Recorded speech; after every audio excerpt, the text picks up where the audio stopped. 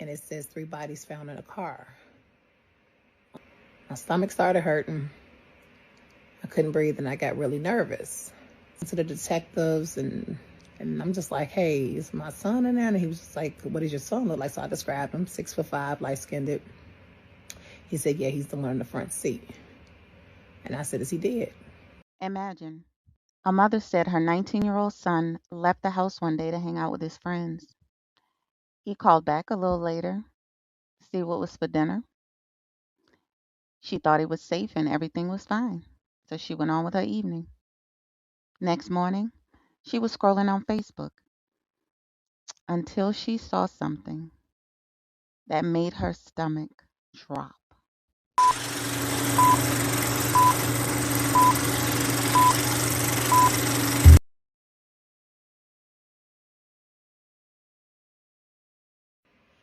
Story time part 1. Okay, so I'm a mother of 4. One of my sons was murdered in 2017. So I'm going to tell you about the time when I went through the worst pain a parent could ever experience. March 12th, 2017, my son Stormy, he left home and said he'll be back, him and 2 friends. Before he walked out the door, he looked at me. I'll never forget. He grabbed the door handle, looked over at me. He said, I'll be back, Mama. He had a little smirk on his face. Then he looked over at his dad. He said, what's up, Pops? And their dad said, what's up, Junior? So he proceeded to leave the house. And so from what I remember, or what I was told, they were supposed to go paintball shooting. Him, the rest of my boys, and some friends. But I'm guessing my son made a small errand before they went. And he was never seen again, him and his 2 friends, until the next day when we found all 3 of their bodies in a car. So by 5 p.m., I got a text from him that same day asking what was I making for dinner. I said, tacos. He said, okay, cool. I can't wait. So I'm like, okay, all my kids are safe, cool. I can go ahead and go out. I think I went out somewhere, hang out with some people. Then I went by my mom's house. And I remember texting him about 9 o'clock, just saying, hey, what time are you coming in the house? He was 19 years old at the time. I didn't get a reply, so I'm like, okay, well, maybe he stayed over his girlfriend's house this time. So I went home, went to sleep or whatever. Still no sign of him. Didn't think anything of it. So the next morning, I received a text message from his girlfriend at the time.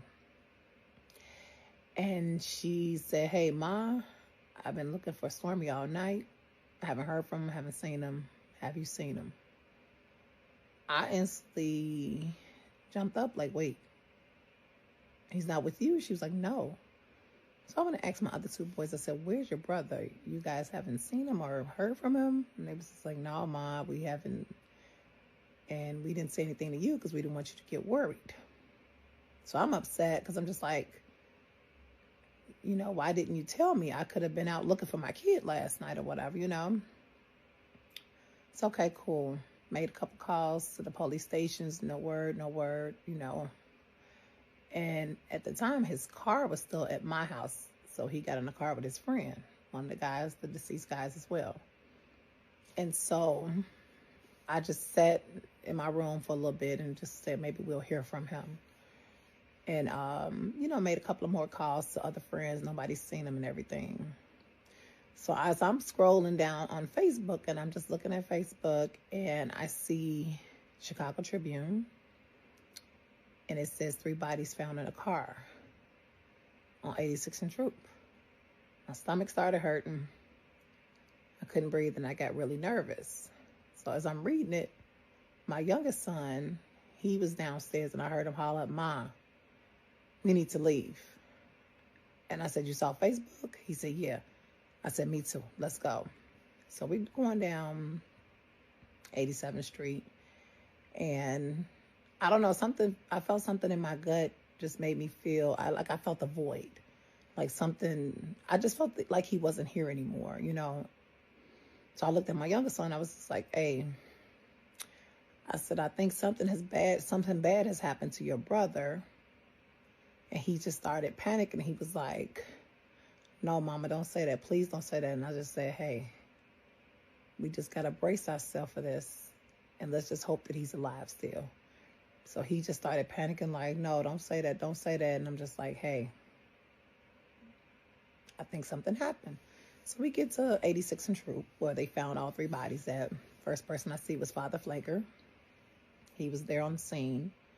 All these people were, the news and everything. And I was never contacted. I found this out on social media.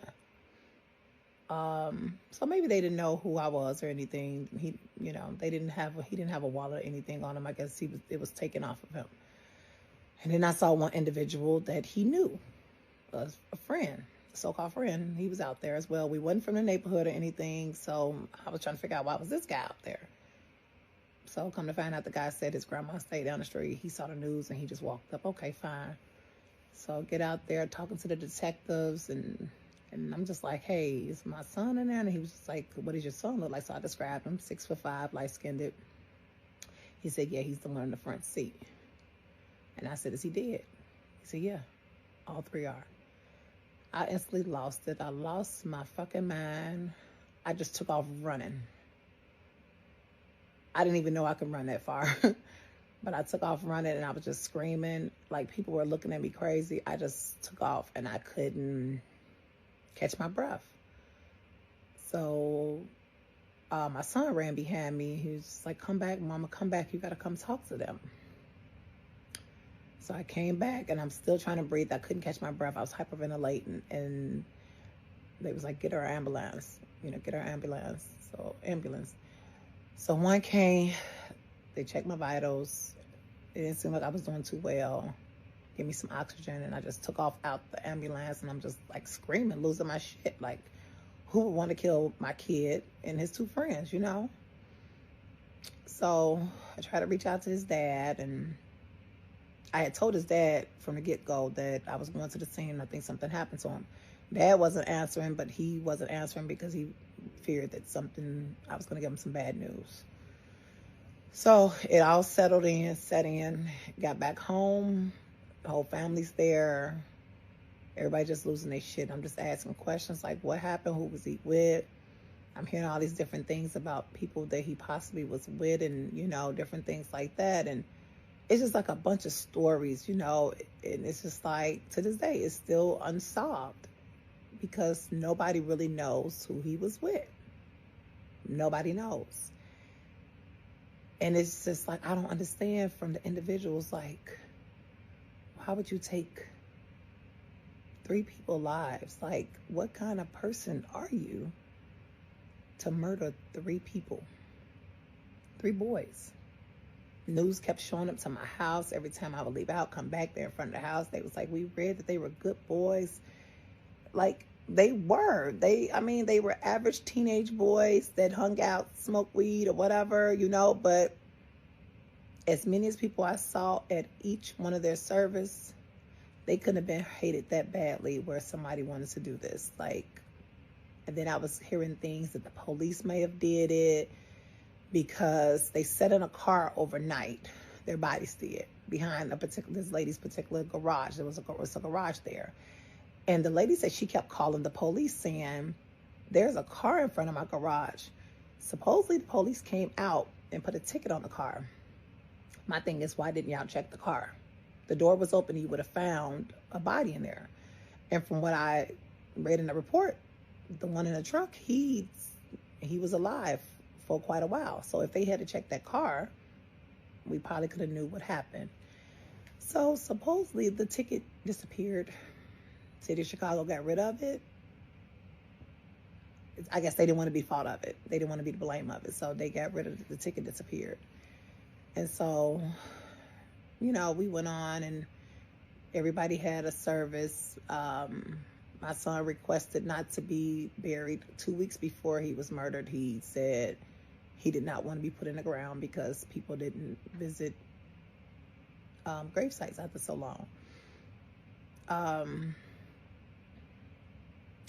I did do a service without his body, but I also did a viewing that I did not attend. Dad did not attend. We did not want to see our child in the morgue. We didn't want to see him in a casket.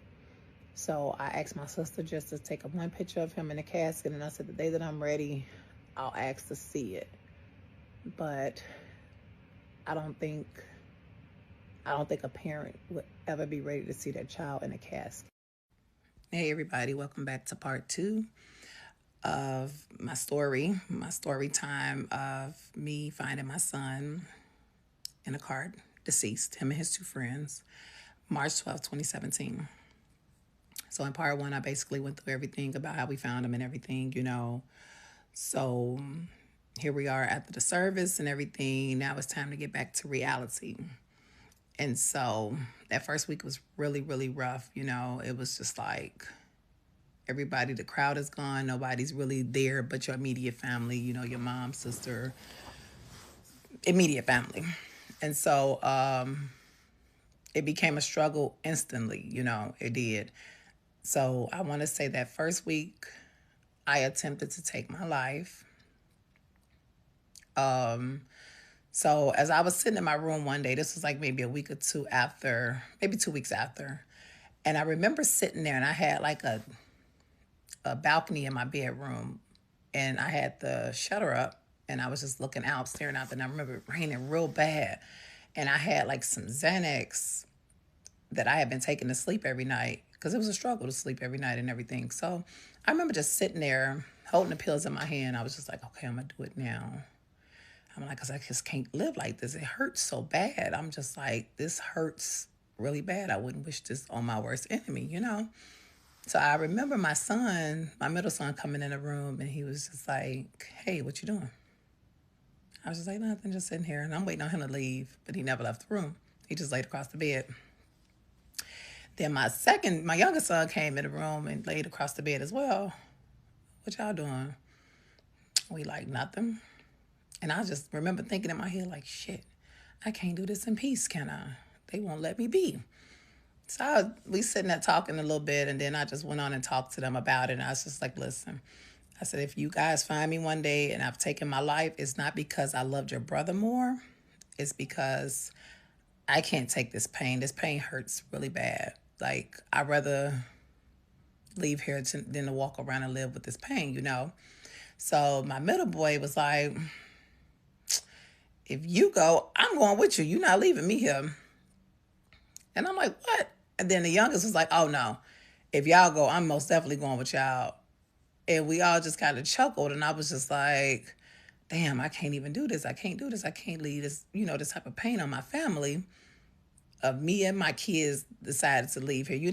I can't do it. It's selfish of me. So I'm like, I gotta get some help, I gotta get some help and figure some things out or whatever.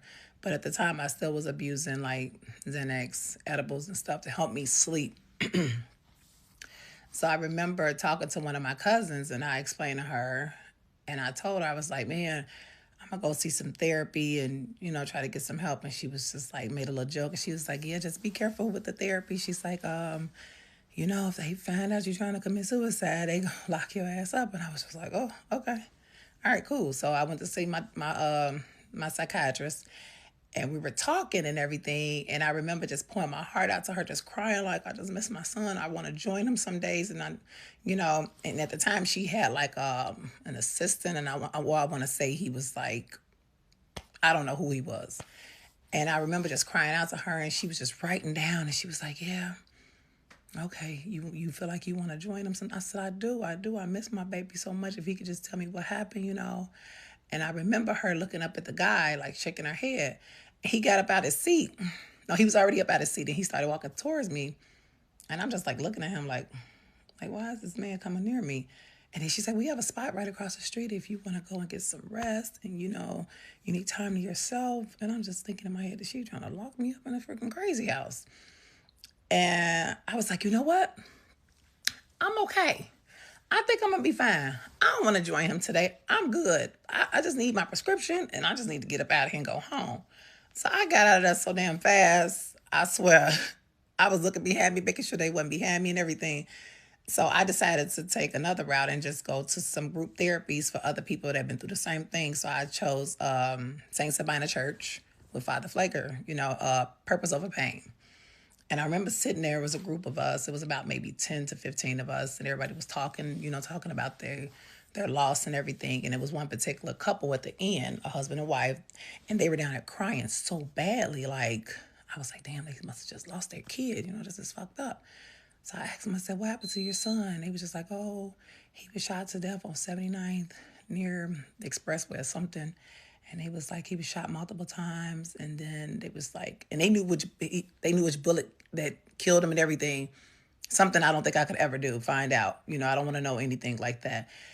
And I was just like, well, how long ago was this, And they was like, oh, it was like 10 years ago. I'm like, 10 years? And I remember thinking in my head, I was like, that's not the place for me. I don't want to be like this in 10 years. I want to be able to grieve and get up and move on with my life. I don't want this. And I know my son won't want this.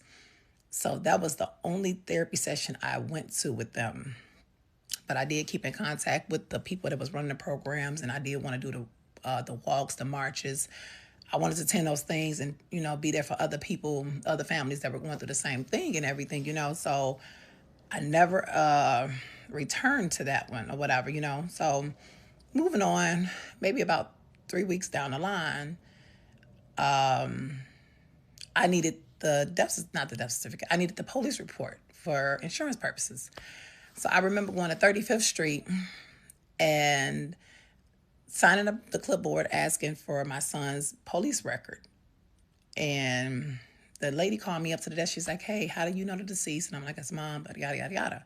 So she said, okay, go sit down. And I'm sitting down. So 2 other ladies, white shirt ladies, called me to the back. And I'm thinking this is the routine.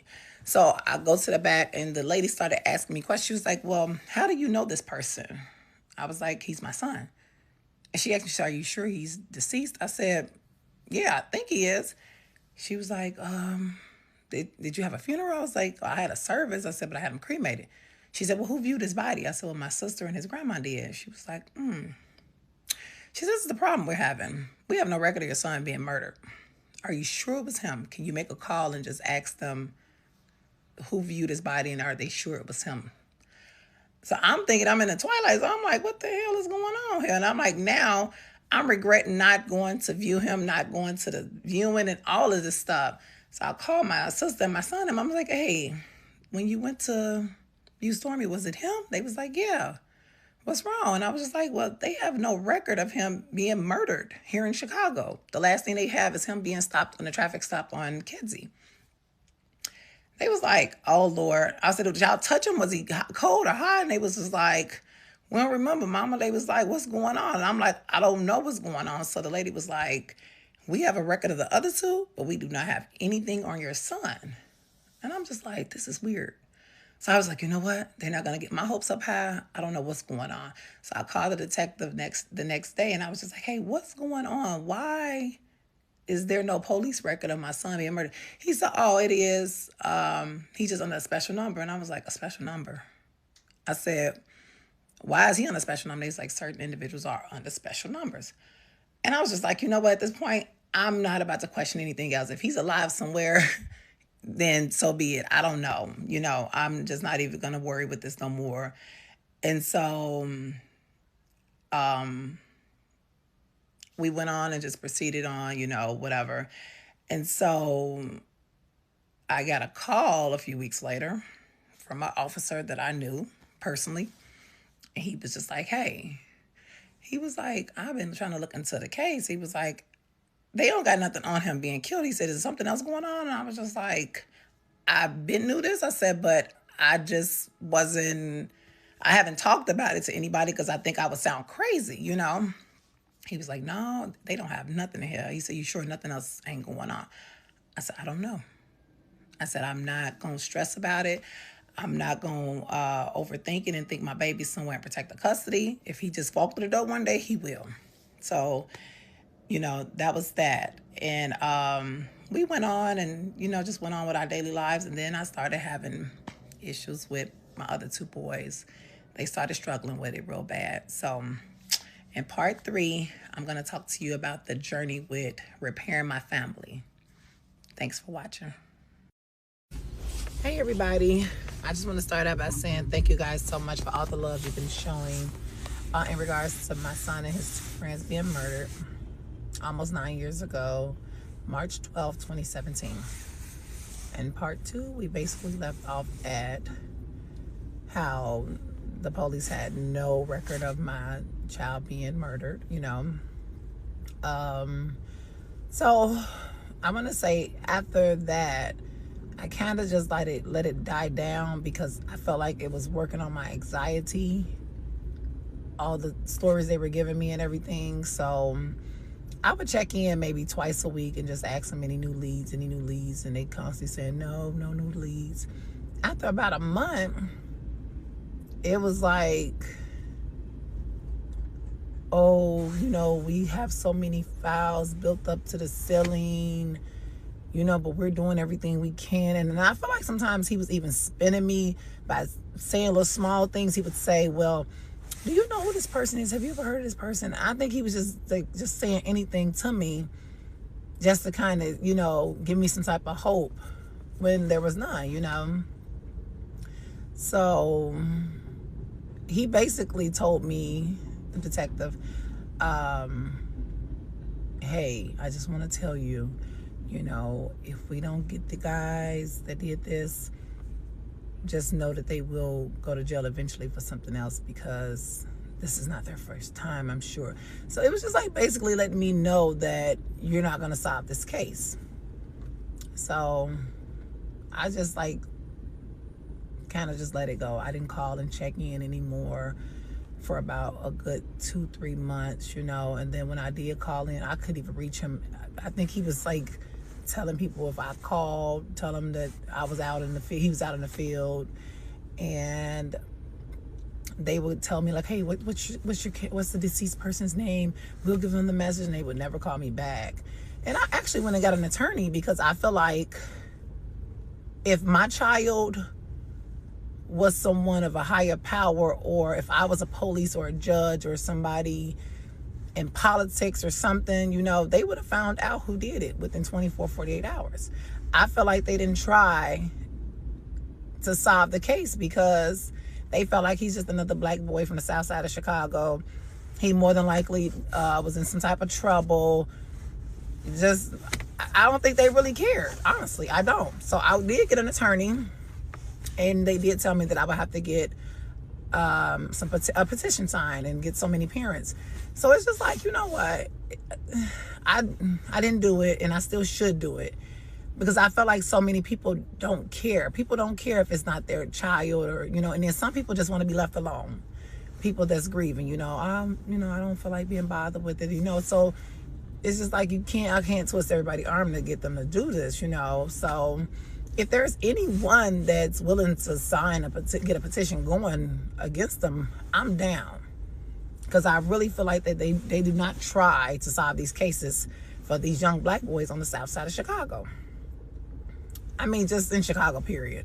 You know, I don't feel like they really try. You know, and then I've even read one young lady, she inboxed me, told me that she solved her own child's case. And that's sad. How did she solve the case? And this is what you guys are here for. You're hired to solve the case.